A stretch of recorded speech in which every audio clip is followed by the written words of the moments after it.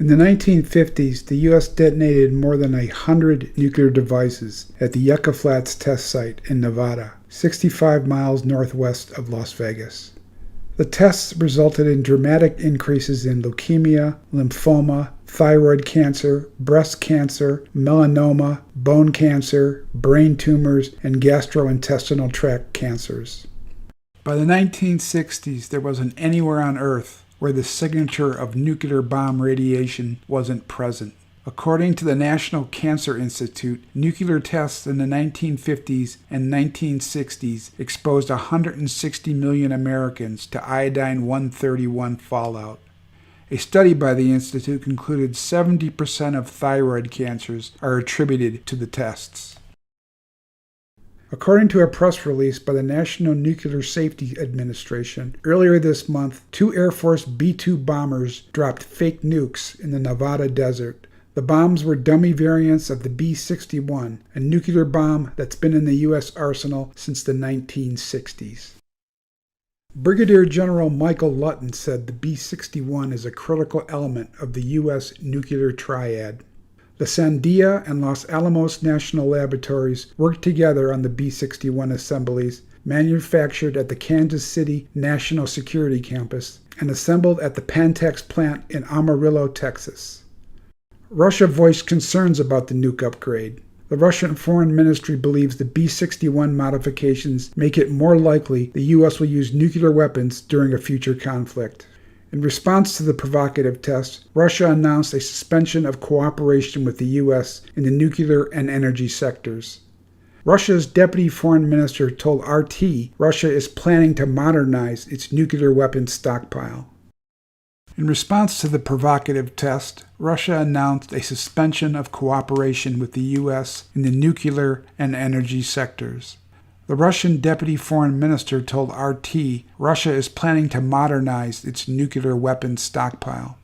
On October 3rd, Russian President Vladimir Putin said his country has decided to withdraw from a landmark nuclear security agreement. Putin said the move was a response to the deterioration of relations between Moscow and Washington and what he called a radically changed environment.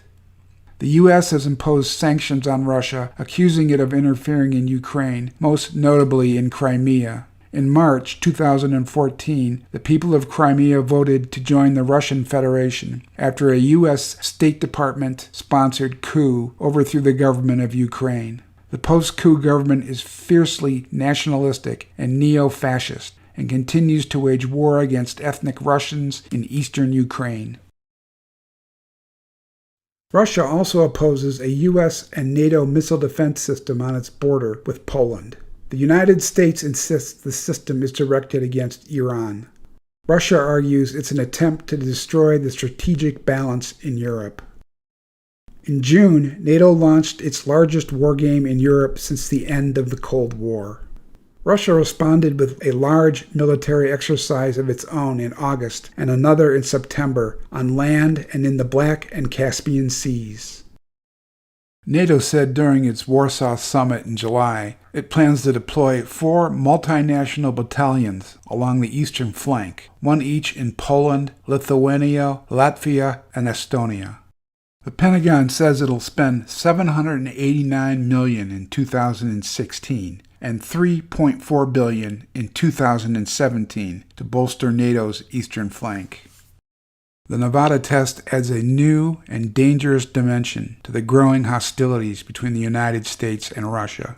The exercise was conducted to send a message to the Russians that the U.S. is prepared to start a nuclear war in Europe. If this seems unimaginable, keep in mind the United States is the only country in the world to have ever used nuclear weapons.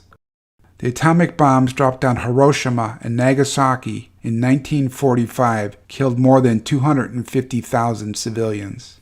Historians claim the attacks forced the Japanese to surrender and subsequently saved the lives of 1 million American soldiers prepared to invade the Japanese mainland. In fact, the Japanese were negotiating surrender when the bombs were dropped. The attack had little to do with ending the war.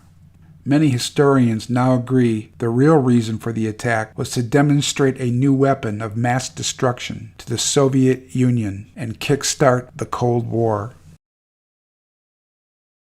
The United States is attempting to launch a new Cold War and a renewed round of obscene military spending that will rake in trillions of dollars for the military-industrial complex and the financial elite.